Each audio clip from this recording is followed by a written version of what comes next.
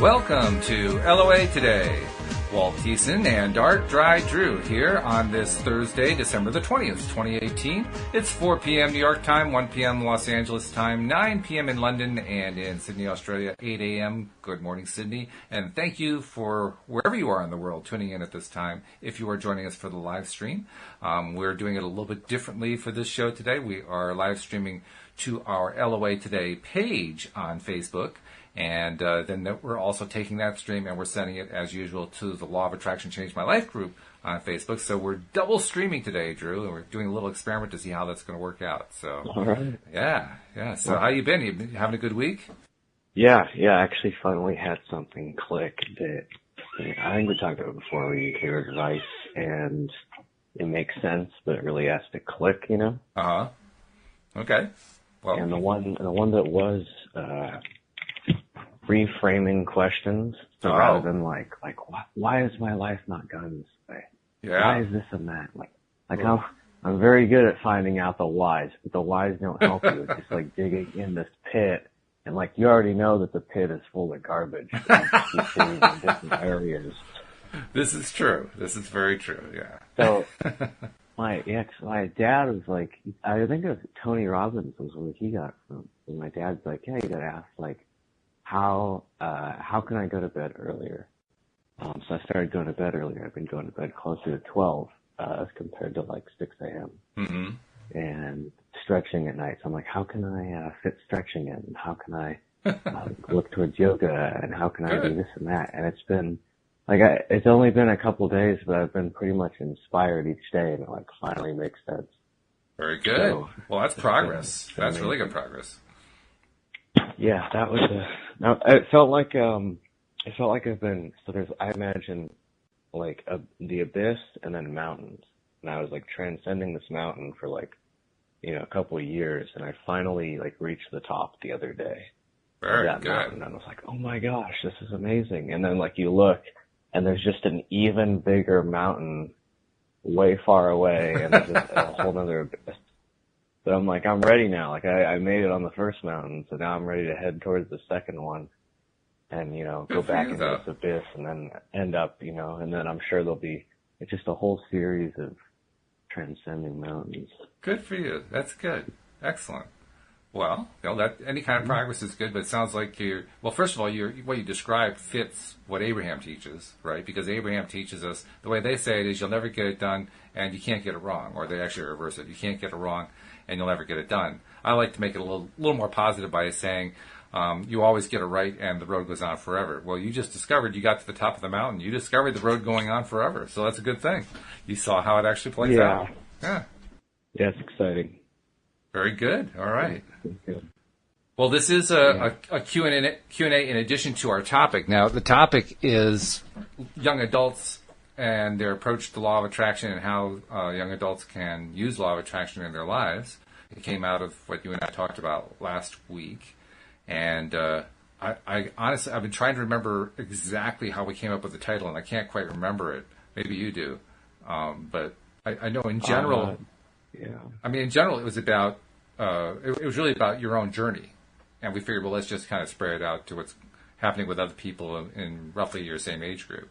But it's about what's going on in your life. Yes. Well, however we begin that's a big one. Mm-hmm. Kind of hopping around from idea to idea. Mm-hmm. Where would you like to begin? Well, actually, I was going to ask you that question, but that's all right. No problem. Yeah, well, I'd say, so for people so I'm 22, I'm a male, obviously, and so I've never really been like the angry type. Like I very rarely get angry. Like I can count the number of times a year that I get angry on one hand. Okay.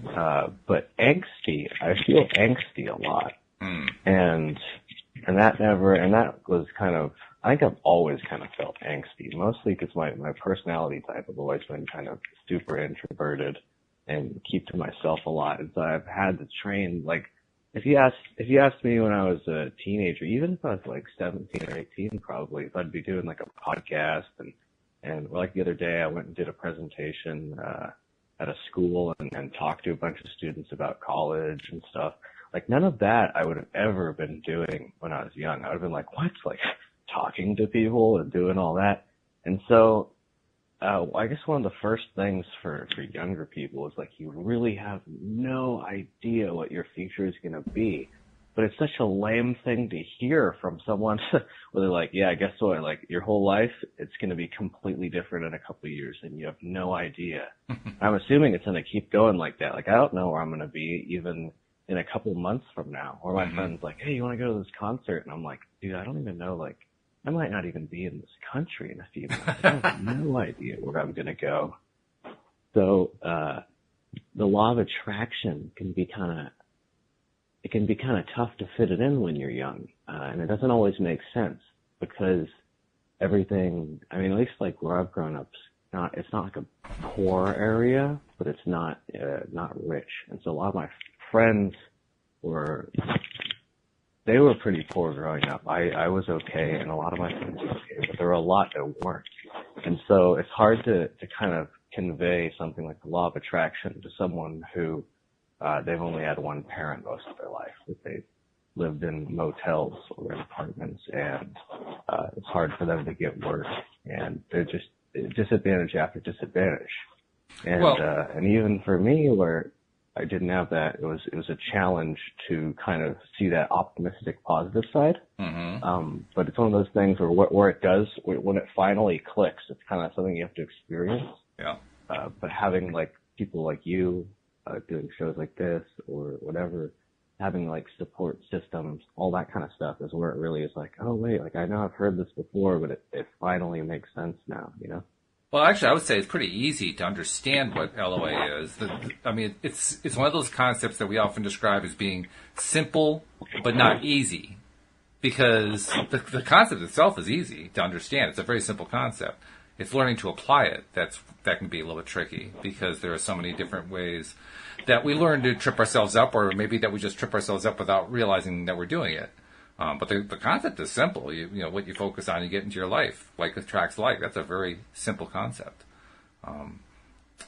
Yeah. Whether or not somebody has a parent or two parents, I think anybody can grasp onto the concept, and I think anybody can really learn how to apply it. I mean, if anybody has proven that, it's my colleague Joel, who does the morning podcast on Thursdays with me, because he has helped dozens of kids, many of whom came from foster home situations. They were, perhaps their parents were, drug addicts or alcoholics or abusive or something like that. So they were taken away from their parents. They went to the foster care system, which is often a death sentence, actually, in the long run, from what he tells me. But he's helped them get forever homes and homes with one parent, sometimes with two parents. So it's all over the place. And every single one of them, without exception, he has taught the law of attraction to. So I think the evidence is bountiful. It's abundant. I mean, there's an abundance of evidence that shows that it doesn't matter how many parents you've got. You can learn this stuff. And it's not all that difficult to learn. In fact, I would say Joel would probably argue, in some ways, the kids who went through some really trying times are probably going to be the best at it. And the reason for that is because of the trials and tribulations they went through, the struggles that they've gone through. People who struggle, in his experience, and I think it's probably true, are the ones who tend to leap the highest, who, they turn their struggles into a springboard and produce the most amazing results going on further down the road. So I would say perhaps they even have an advantage. Now, does that mean that we want everybody to go through horribly traumatic situations? Absolutely not. I'm just saying, having only one parent, I don't think that's as much of a drawback as you think it is. I think it actually can be a benefit, just depending on how you look at it. I guess I should reframe it in that, because I agree with what you're saying. It's more to me that, for me, like, it always made sense, but with the hardship, like you're saying with the applying of the law of attraction, you have to kind of experience it working before it makes sense. Because for years it was like, no, like this is a bunch of crap. Like all of this meditation, health, all of that. Like, yeah, no, it's not. It's just another fad for pretentious people. And I was just like, I'm not buying it. And then eventually it made sense. So I'm not saying that like kids with just one parent like, they're incapable. I'm saying that they're at a disadvantage where a lot of their life's already so oppressively challenging and that does build character. In fact, success and happiness aren't actually very good for you in terms of building character. They essentially don't do anything. Character is built through hardship. So in that regard, that's why most of the people I hung out with through my youth were like very poor, and they had really rough lives, but they were much deeper people, much more profound people. They kind of had a more nuanced view of the world because they had been through a lot at an early age. Sure. But my point essentially is that they kind of can almost get jaded and lost in that, to where they grew up in because your world's made up of how you perceive everything. So that when they come from a place of pure hardship, the things that are a shining light are that much more like positive, right? Right. But for the law of attraction, that's just a difficult one. It was difficult for me, and a lot of my friends have had trouble with it. And I've gotten a few of my friends only now because there is a big difference in age gap, just from 18 to 22. Even like 21 to 22 for me, it's been like an outrageous difference. Like, I think I've learned more in 1 year than I had in like the 4 prior years. Good for you. About myself. Yeah. So. I mean, I've been learning about myself ever since I got out of college, and it's been one thing after another. So I would say good for you. That's a good thing, and you'll keep doing it, and that's great. Yeah, and so I'm hoping that's the same for most people. Oh, sure. But I mean, let's put it this way. Everybody's presented with all kinds of situations that are driven by LOA, that are driven by their thought processes. They don't always make the connection. Sometimes, most of us, I think, actually have to have the line drawn, so to speak. Here's the connection between A and B. Oh, yeah, now I see what the connection is. So many of us go through life not realizing the connection between our thoughts and our experiences. However, despite that fact, when people are presented with it, depending on how they're presented with it, they can actually latch on to it fairly easily when they're younger compared to those who are older. I think it's probably in some ways a little bit more difficult when you're older. When you're younger, especially if you've been going through trials, I mean, somebody comes along and says to you, well, I don't know if you realize this, but you're a very powerful person.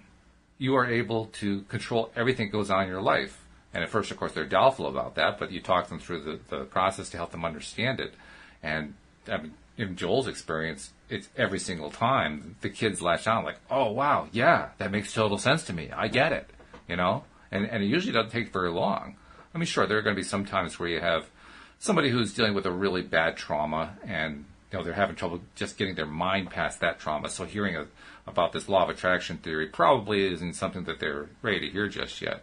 But if they're in any kind of receptive form at all, they're going to latch on a lot more quickly, I think. I think actually among kids, the ones who are going to have the harder time grasping this stuff are the ones who have not yet suffered a major trauma of some kind. They're just in the struggle mode of trying to make sense out of their lives after having been put through the public school process and come out at the end not really knowing what it is they want to do with their lives. Now all of a sudden they have to make a whole bunch of decisions without really having a whole lot to go on. They're the ones who I think are going to struggle the most with the concept because they're just swimming, trying to make sense out of stuff.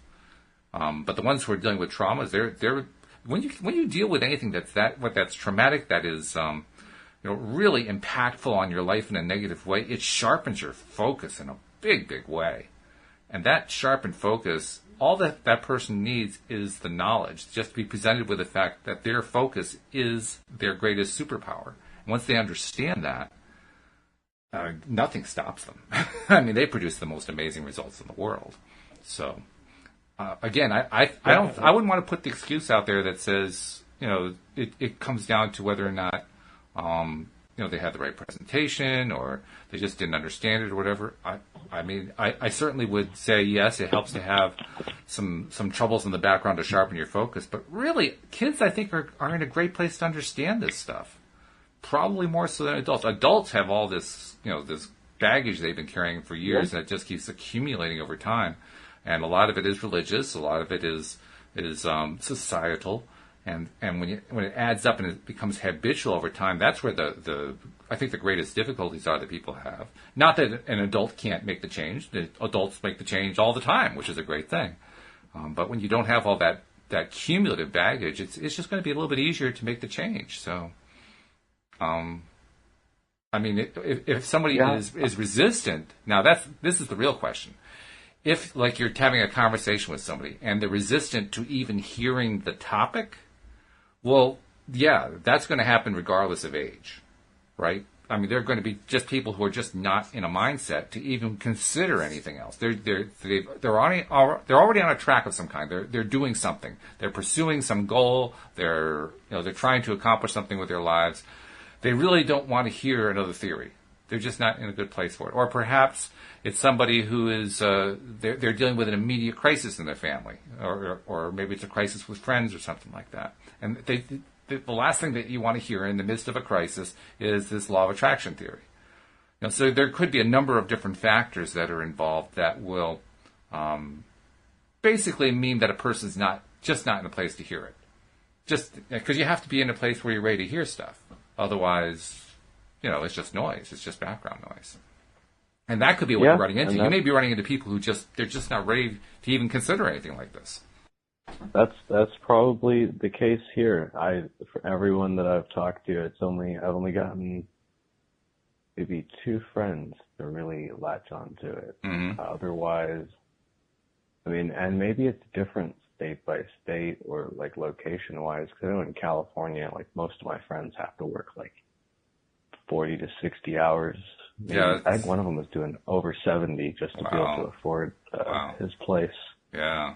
So it's one of those things where I think a lot of people don't even get time to think because their life's so big. Like yesterday, that was one of those days for me. Because for the most part, I've taken some time off before I start working again, and like it's been mostly just alone time to think. And yesterday was a day that was like go go go.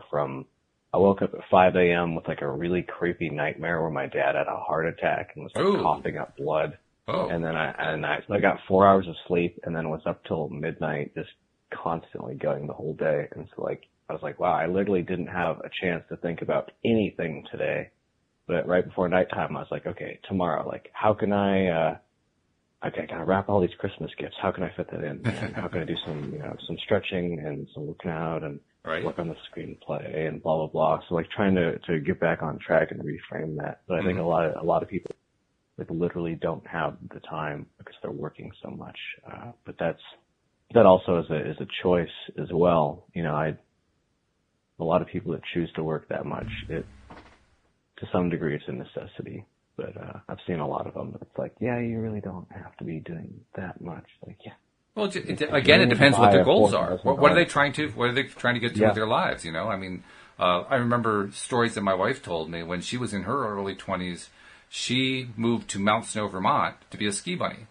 Now, I should say more of a ski bum than a ski bunny because she worked long, long hours. I mean, I don't know the exact hours, but 40 to 60 would not be out of line. She usually held 2 jobs, and then she would have whatever time off she would have. She would go skiing during the winter.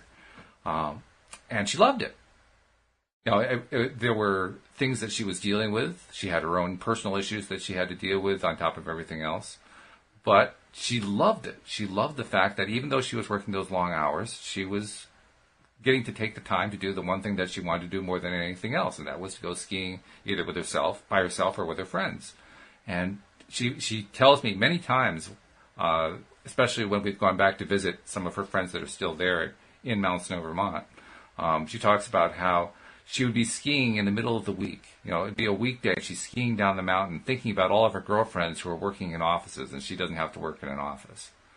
So the perspective, even though she had these long hours that she was working in order to just keep a roof over her head and put food on the table, she was still loving it because she was pursuing her dream. So again, it just depends on what's the perspective of the person. Now, if a person is working, like that person working 70 hours a week that you referred to, and they're hating every moment of every day of their life, yeah, that's probably a good time to start changing the thought pattern. And that's probably going to be someone who's going to be at least receptive to the idea, because they're probably feeling kind of trapped in their schedule right there. But as long as they're pursuing a dream that they love, they're probably going to keep going. Yeah, that's true. You know? That is true. I don't know anyone my age that loves their work, though. No, well, not necessarily the work. Again, Louise was doing things like waiting tables, which she was not loving at all, and bartending, and just whatever kind of odd job she could come up with. But it was the skiing part that she was living for. She was living for the fact that she could go out on the ski slopes in the middle of the week and go skiing. And they also had parties on Sunday nights and that sort of thing. So there were lots of other activities too among the people who were the regulars who lived up there and worked the ski lodge and worked the lifts and the restaurants and cafeterias and all that kind of thing. So they had kind of like their own little community. But she loved that part, and so for her it was worthwhile to put in all those hours. And she did it for like 3 or 4 years, something like that. And then she changed. And then she moved on to her next thing, Now, I also want to include one of our listeners, Deidre, who's a regular, shared a comment about what she's been doing. She said it's her plan to teach the 2 children she raised for the first part of their lives. They are 2 beautiful little girls who are in her profile pic. They're 9 and 10 years old now and no longer living with her since this time last Christmas. Oh, that's kind of sad. But she bought them a book called Your Invisible Magnet, and she hopes to be able to read to them each night by phone or FaceTime. Well, that's a good thing. Her heart is so ready to have them receive the blessing and use it to improve their young lives. Well, good for you, Deidre. Yeah, that's good. Keep putting it out there because, first of all, it'll benefit them. And second of all, it'll benefit your relationship. I mean, I wouldn't be at all surprised if you end up seeing more of them because of that. But that's great. Thank you for sharing that, too. Really, really good. That's awesome. Yeah, really awesome. Oh, she also said she loves hearing that Joel taught the kids the law of attraction. Yeah, I like that part too, Deidre. I mean, Joel is amazing because he has, in his life, he has adopted 3 boys, one of whom is currently living with him. He has found forever homes for 37 boys, and these were kids who the system had decided they were the kinds of kids you couldn't find homes for. They were the biggest troublemakers. They were the ones that always got the worst reports from the foster parents. They were the ones that were always shuffled around in the system. And as far as he was concerned, they were the ones most at risk because he was telling me one day about the statistics associated with what happens when a kid passes through the foster care system without ever being adopted.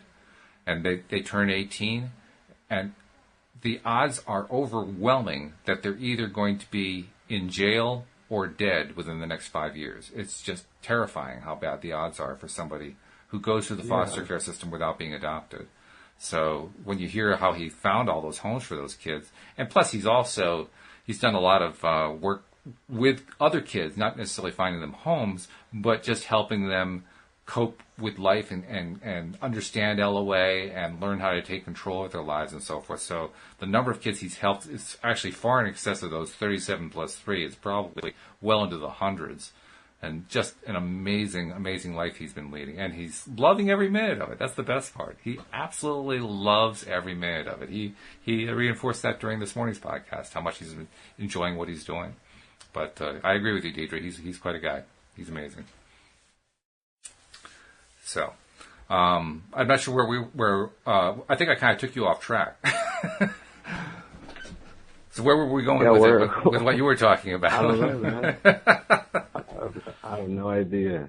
Oh, that's all right. That's how my life feels every day. That's why it's the how question, not the why question. Well, why don't we go to the what question? Because the what question is, what do you want? Right? Because that's where you have to start. You have to start with deciding, what do you want to have happen in your life? What do you want to attract into your life? How do you want your life to what kind of path do you want to be on? That kind of thing. Have you given that question any thought? Because the how question really is, that's putting the cart before the horse. You got to ask the what question first. What's that? Well, yeah, I definitely love filmmaking. That's the one that I learned was that stand-up comedy, the open mic scene is absolutely not very fun at all. In fact, it's basically like Alcoholics Anonymous, except no one's there to support you. Okay, yes, I can see that. It's a rough field. There's no doubt about that. Very rough field. You got to really love it. And toxic. Yeah. Yeah. So I'm like, how do I keep doing stand-up comedy? But not do the open mics 5 days a week. And the answer for that so far has been, we'll just work on it at home and then find a weird one-off shows. Like I'm performing at an art gallery that one of my mom's friends, she basically runs it. So I'll be performing like a poetry open mic there, which is going to be really weird. Okay. There's going to be a bunch of people there for poetry. Then I'm going to go up there and do a mostly clean set. So, like that kind of, convergence or like that side of the what. The other what would be like filmmaking, and that's a tough one because it's, as far as I can tell, it's one of those things where you really just have to get experience and work on it for years before anyone will respect you. And so that's kind of where I'm at now, just doing as many projects as possible. Mm-hmm. So those are like the two immediate goals. And then basically I'll be starting work next month and just saving. I mean, I've always been able to handle money stuff well, so I'm just going to start focusing on each goal as it comes, getting, a camera at some point, and then after that, take it from there. Good. So Good. I'm not. So what does it look? Yes. What does it look like, say, a year from now in your imagination? Not as a goal to be set, but this is just the dreaming stage. This is just playing, the 5-year-old playing fireman, right? So if you imagine filmmaking a year from now, what does that look like to you? Ideally, out of several more short films done by the end of this year. Okay. I'll know some more people to work with. I've worked with like a semi-professional team on one occasion, but it was in set design, which was interesting. So finding more people to work with. And then furthermore, the stuff that I like to film is really odd and bizarre. So it's one of those things where I remember one guy was he's like, I like your stuff, but honestly, I'm too nervous to work on those kind of projects, like to associate my name with those kind of projects. And I'm like, that's fine. Like you don't have to board this journey, but you can certainly watch us leave. And so, yeah, a year from now, here's something interesting I also figured out with the how. Because whenever I get like manically inspired, which is not all the time, but it'll be like, I'll just feel like a rampage of creativity. Those are good. And once that like switch from the why to how finally happened, I had like a million ideas and I was just writing everything down. So tell me about the how part, because how is usually a place to trip yourself up, but you're making it sound like it's a creative place. So tell me about that. Well, and it really, you could change the words, but for me, it's like, instead of, like, why do I always go to bed at different times? Like, why am I depressed often? Why am I this and that? Why do I this? Instead, it's like, how can I improve my sleep schedule? Oh. How can I fit yoga into my day? How can I focus on this one screenplay? Because I've got like 10 screenplays roughly that I want to write, that I have like, that aren't just a single idea, but that have like more than, because I have a whole file of like, one sentence to a paragraph film ideas. But now it's the idea that I finally figured out, and this, you're listening, and this doesn't just apply to creative works, but aligning, I think we've talked about it before, because it works for the law of attraction too, aligning all the aspects of your life with your goal.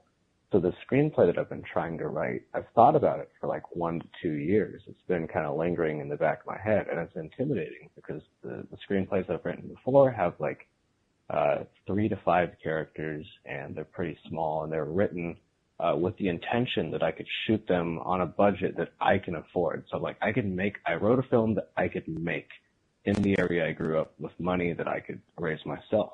Okay. For this new one, I'm like, okay, I want to push the boundaries and try something that's totally out of like anything I've ever done. Like I'm not sure that I'll be able to easily do this. Good. But I want to do it. Yeah. But what does that look like? Intimidating. What does that look like, though? Forget the intimidation for a moment. What does that look like? In terms of what?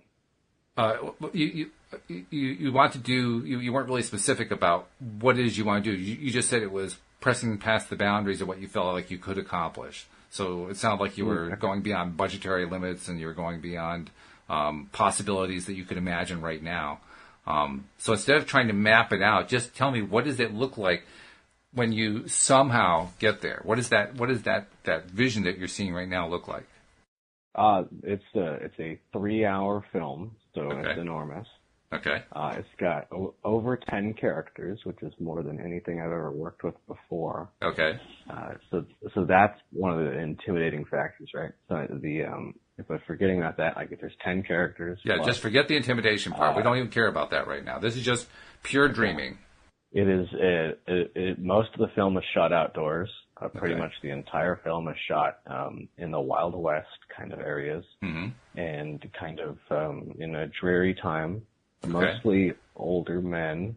So we're talking 1860s to 1880s. Uh-huh. So mostly a whole bunch of like grizzled old white guys from Okay. like the Midwest, traveling on this journey, and things are getting progressively more and more awful. And there's a very heavy horror vibe and a very heavy sci-fi vibe, but still retaining all of the values of a Western film. Okay. And so that's the project at its core. And, If that answers. and when this project gets made, now we're just in dreaming mode again. We're not trying to figure out how to get there. This is just dreaming mode. But in dreaming mode, what happens after you make the movie? Is it published? Do people get to see the movie? What happens? Yeah. Well, the thing, I saw the Hateful Eight, Quentin Tarantino's last film. Okay. He had this road show tour, which is where you'd go to the theater and it'd be like the not like the mainstream movie theaters, but the more like niche theaters or whatever, because it was a 70 millimeter road show. So you watched it on a 70 millimeter screen, and they handed you like a packet with like some info and pictures of the film, and there was like a traditional intermission. And to me, that was just such a fun, amazing film experience compared to just, you pay some money, you go buy some popcorn, and you sit down, and then you leave. Uh-huh. Instead, it was interactive. There was an intermission. Everyone was there just for this. The whole thing was completely sold out. Everyone was there because they loved, Quentin Tarantino and his films. And so I want to create that same thing where it's this just amazing film that all of these people go to, and even if they don't like that genre, even if they don't like the kind of content, they'd appreciate just the pure kind of artistic approach to the whole thing, and that it's not trying to be some product to sell, rather than it being just this experience that people can go out and be like, oh my gosh, like that was very unique. It made me feel and think certain ways that, that I haven't really considered as much. That would be kind of what I love making people think. What does that feel like? If you imagine that scene that you just played out for me, where you have this kind of movie-going experience and people are going to it, how does that scene feel? And how many people are involved in seeing it? And what makes it really feel successful to you? What are the criteria that make it successful from your perspective? Say if I was in the theater and everyone was engaged and into the film, and because I know for me, I'm an empath, which essentially means that I pick up on everyone else's emotions when I'm in the room. Okay, so how does that room feel? Describe how that room feels. So this room feels very good. And that was the feeling that I got when I saw the Hateful Eight. So the same thing, where you can feel that everyone is there and that they're enjoying it, or at least appreciating it, and that they're there. Like they're in the film. They're no longer in the theater. They're in the film and watching and seeing all of this transpire. And to me, that is like the most beautiful movie experience to be in the film. So total suspension of disbelief. They're just married to this life that they're in right now for this short period of time. Yes. Okay. And what does that feel like to you? You see this going on. You see these people who are so absorbed in the film. What's that experience like for you? Very fulfilling. A feeling of happiness to basically to give other people that experience, I suppose. Okay. Talk more about it. Tell what is it that is so fulfilling? Describe it. Be as detailed as you can about it.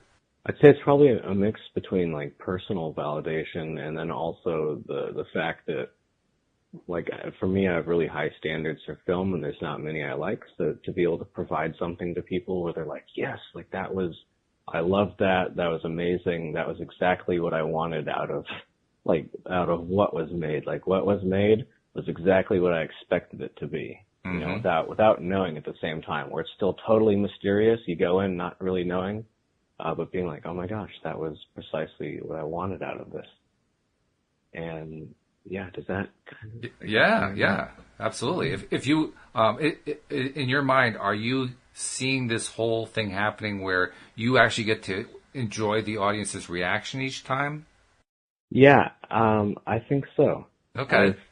I suppose it would feel a lot different than like, say, Yeah. stand-up comedy, but the kind of, the kind of thing where you're there in the room and then maybe like I love Q&A sections, especially for like films, books, things like that, just because there are plenty of artists who won't talk about their work. Mm-hmm. And so the ones that do, it's like, that's kind of, I mean, that's why like I left all my stand-up comedy videos on YouTube, even from when I first started out.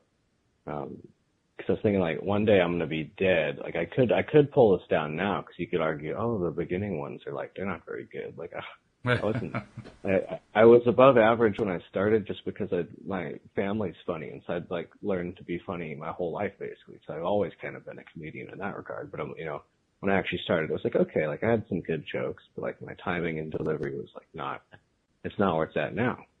And so kind of like leaving, like I think it's cool to leave as much information as possible to future generations because so many amazing people die and it's like, oh, I wish I knew like how did he do that? How did he accomplish this? Like, I wish I could have asked him this one question. And so I'm like, here, like even if like, for hundreds of years, no one cares about any of the work I've ever created, like the few people that do, because I do have a few people that are like they follow all the stuff that I put out.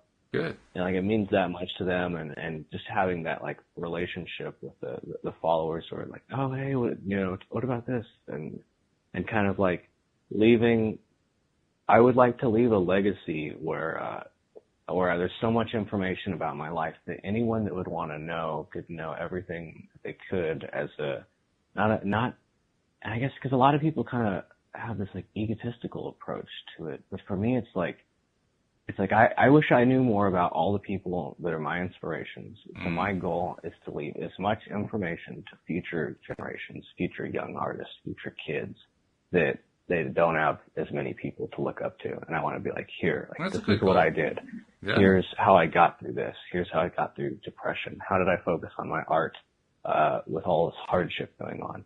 Very and that's good. kind of like, even if the art, I don't remember if you and I talked about this, but I finally figured out one idea to take off a lot of pressure from being an artist, and it's just assume that after you're dead, you're going to be regarded as an artistic genius like Shakespeare. Like everything you've done in your life it's perfect in its own way, and it all led you to where you're at. And after you die, they're going to be like, oh my gosh, so and so he's an artistic genius. But in his time, artists you're only famous after you're dead. So approaching it like that, because my other friend, he and I have the same problem. We've got the same personality type and everything. So a lot of our problems line up. And I told him that, and he's like, oh my gosh, that makes so much sense. Like, because we're both like perfectionists, and that takes off so much of the pressure where it's like, oh, like just assume that everything you're doing is on the right track. And like, you can always add more or subtract and change things around. But just like, these are all steps forward.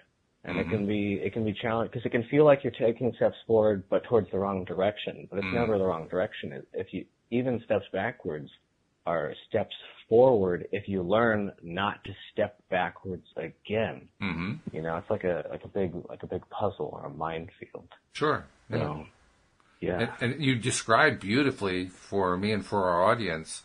And by the way, Deidre wants me to recognize some in the audience. So Johnny P., thank you for joining us. We're really glad that you made it to the podcast, and keep tuning in because the conversations get pretty darn interesting and go off in all kinds of interesting directions. Today we're helping Drew do some attracting and figure out how to attract it in the way that's going to be most effective for him.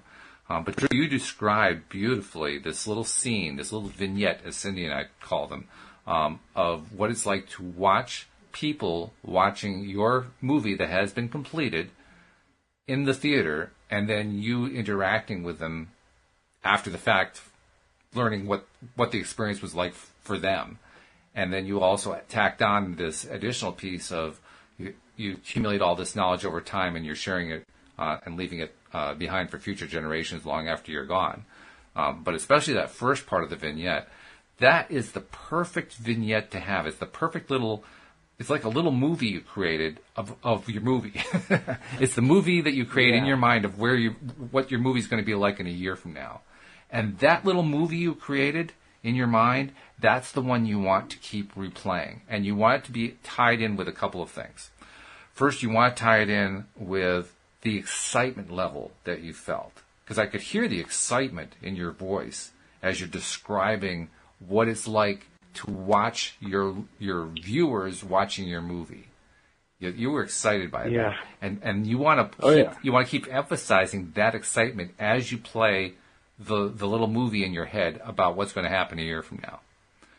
And if you keep doing that every day, Neville Goddard recommends doing it just before bed. That's a good time to do it. But I would do it periodically throughout the day. I would do it first thing in the morning. I would do it last thing before you go to sleep. And I would do it a few other times during the day. Just play that movie in your mind over and over again. And each time that you play it, keep playing it until you feel that feeling of excitement build up. It can take a little while, but you're kind of taking advantage of the way the law of attraction works, because it's like Abraham teaches, right? If you spend at least 17 seconds focused on a thought, the law of attraction will deliver another thought to you.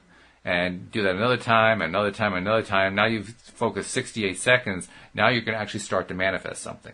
Well, if you do the same approach with the feeling of it, by just putting 17 seconds and then 34 and then 68 seconds and more time in every single day, you'll build that feeling up so that each time that you play that little movie in your head, the movie of people watching your movie, as you do that, you're going to turn it into a law of attraction machine. So you won't have to worry about the house. That's the one thing you actually don't want to do. You don't want to spend any time or energy or effort on figuring out how you're going to get there a year from now. Where the money is going to come from, where the actors are going to come from, where the equipment is going to come from, where the crew is going to come from. You don't even think about that part. All you do every single day is play that little movie of you watching people watch your movie. And you get excited about it every single day. And I promise you, if you do that faithfully, amazing things will happen, and all of a sudden it'll all start to come together, and you'll find yourself somewhere during this year to getting into a place where you can start making that movie. It will work out that way. Where we tend to trip up is when we figure out we're the ones who have to make it happen. So we're the ones who have to figure out the hows. That's why Mike Dooley from The Secret calls it the horrible hows. They truly are horrible, because what we end up doing is constantly planning and remincing and mince-meeting the plans. And then the plan isn't quite right, so we do it again. And then we talk to somebody else, and they shoot down half the plan, so we rebuild that half over here. And we're constantly doing this planning thing. And we never actually get to the point where we make the movie. You see what I mean? That was the past 2 years. So I really appreciate everything you just said. Yeah, so you now know that following the hows is not the way to go. The way to go is to follow the dream. It's not up to you to figure out how the dream is going to manifest. That's up to source energy. That's up to the universe. That's up to God. I don't care how you want to label it. That's not your job. Your job is to keep replaying that mental movie of you watching people watching your movie. And what it's like after they watched the movie and you've talked to them and they were enjoying it and you're so excited by their excitement. That's the little movie you have to keep playing over and over again in your head. And you got to feel it every single time. The feeling is like the most critical part of it, because when you feel it, you are in that little movie you just created. You are part of it. As opposed to being the person, the man behind the curtain who's just kind of looking from afar at what these people are doing. When you put yourself into the movie, you make it that much more powerful for you to experience it in your real life. In Neville Goddard's words, you harden the experience into reality. When you look at it as an observer, like the man behind the curtain kind of a thing, it makes it much harder to harden it into reality. You have to. There's going to be more doubt that crops up. There's going to be more reasons to believe that it's not going to work out, and then you start losing interest in playing the video, and then the whole thing just kind of dies a sad death.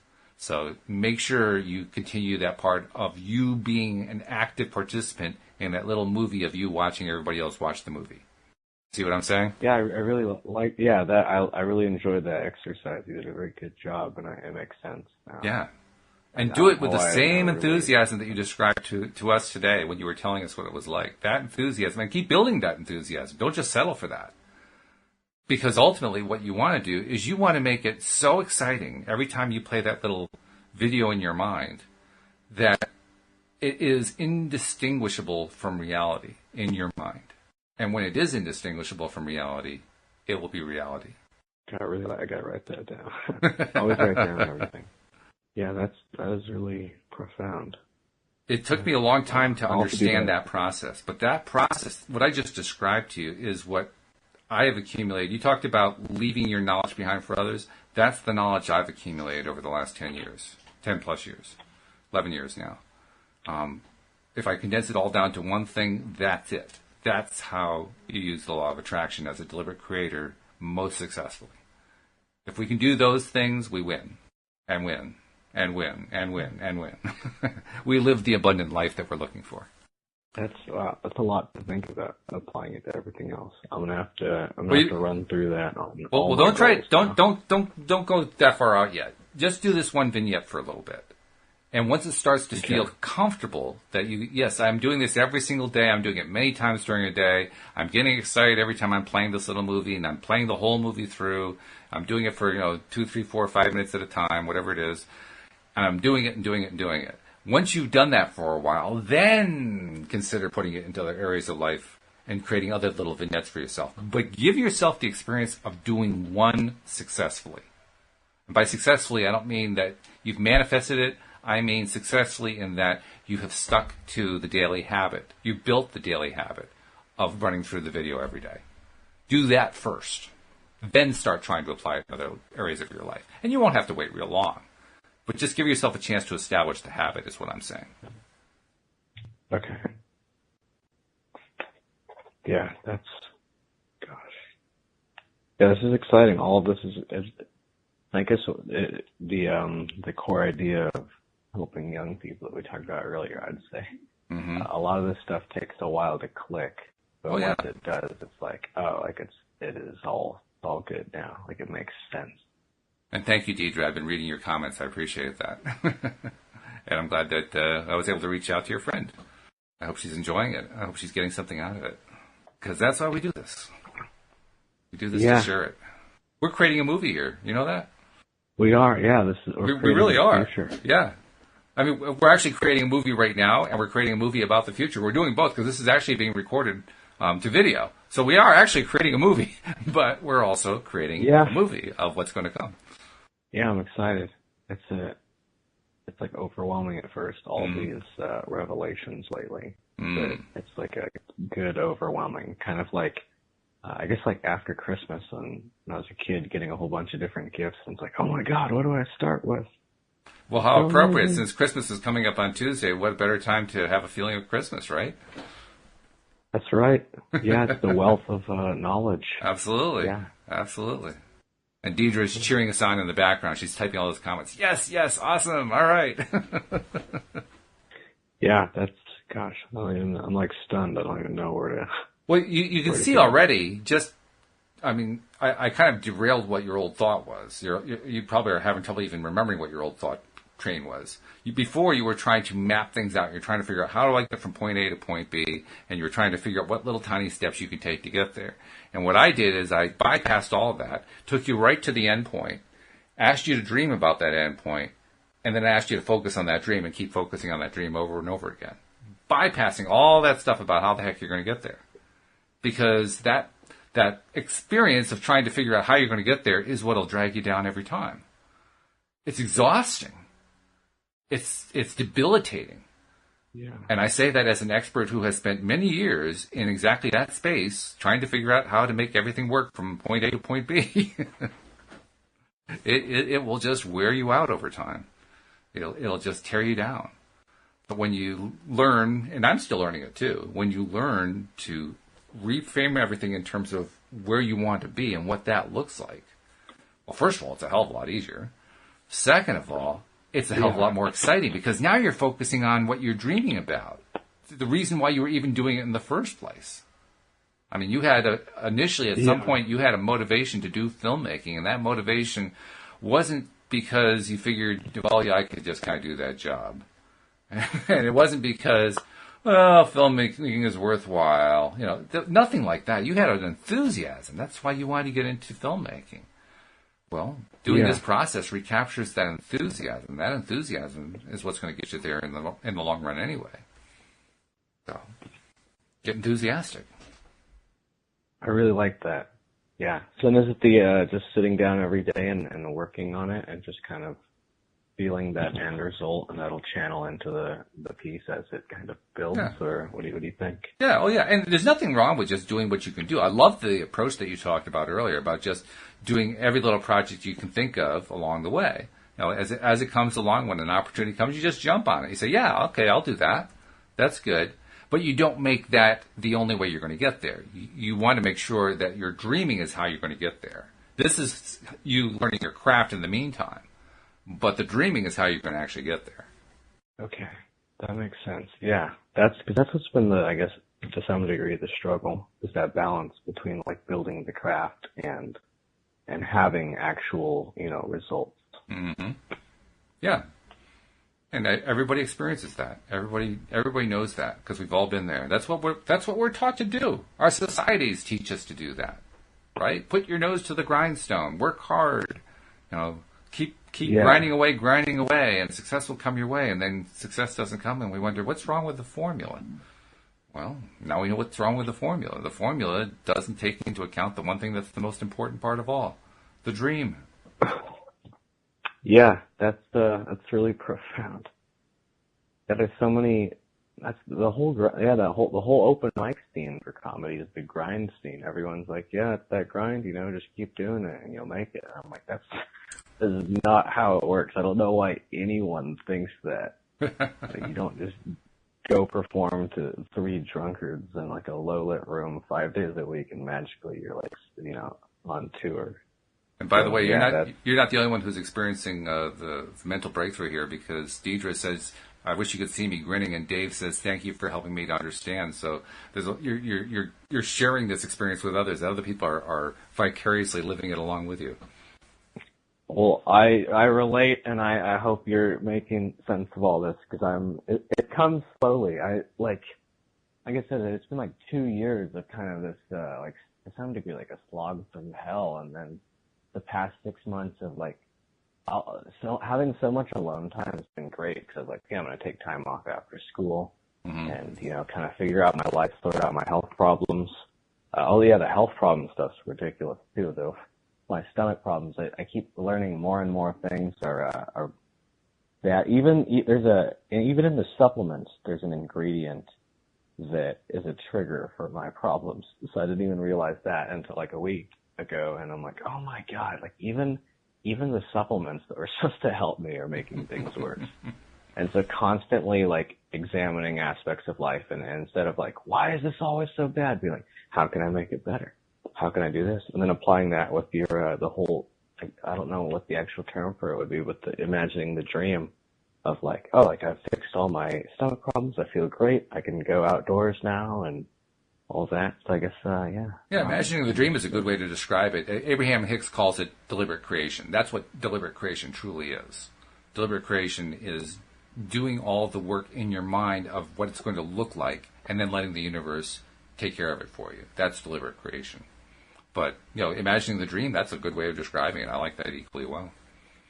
Very good. And we don't have a lot of time to be able to do the other part. And you even mentioned it gets a little confusing when you try to apply it to other stuff. But I'll just kind of give you a little tease to think about. And that is, you just mentioned all the health issues you were dealing with. And as so often happens when we talk about health issues, we talk about all the things that are going wrong and how you're getting down to the fine details of things that are going wrong. This is another place where imagining the dream or deliberate creation can be really useful, because what you really want to do is imagine yourself in that healthy place and create that dream in your mind. What does that healthy place feel and look like and experience? What does that seem like when you're there? What does it taste like? What does it look like? What does it sound like? What does it feel like? All of it, every single sense involved. Just like you were doing with the theater, with the the little movie you made of watching people watch your movie. Yeah. Well, the same thing applies here. You create the little movie about what happens. What's it like immediately after you achieve health again? What does that feel like? What does that look like? What is it? You're there. You're part of it. You're experiencing the health. What does that feel like? That's the movie you got to create, and you got to use that movie as the thing to think about instead of all the things that are going wrong. So I don't say that to you to say go do that yet. I want you to spend more time this coming week focusing on that first vignette, the one about watching people watching your movie. But once you've gotten used to that for a bit, then you can apply the same process to your health situation. That's what I'm trying to tease you with, the idea that, yes, you can transfer this over to the health situation as well, and you can get equally good results there. Okay, that's awesome. I like all of that. And I actually have something to add to it. Okay. This was one of the other revelations I had that I kind of briefly mentioned before. And hopefully the viewers, you might relate to this as well.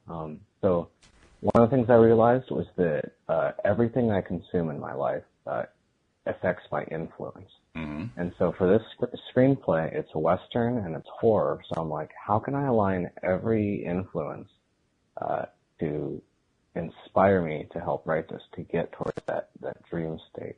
Okay. And so I wrote down a list of all of the films that I have seen or that I'd like to see that I think would influence it. Same with all of the books, and then music, and then now I guess figuring out some life experience stuff. But aligning, because instead I was reading like this comic book, was playing like Spider-Man game, and so if I'm trying to write this Western horror, now I have like Spider-Man as an influence, and that's not really going to be the proper influence. All right.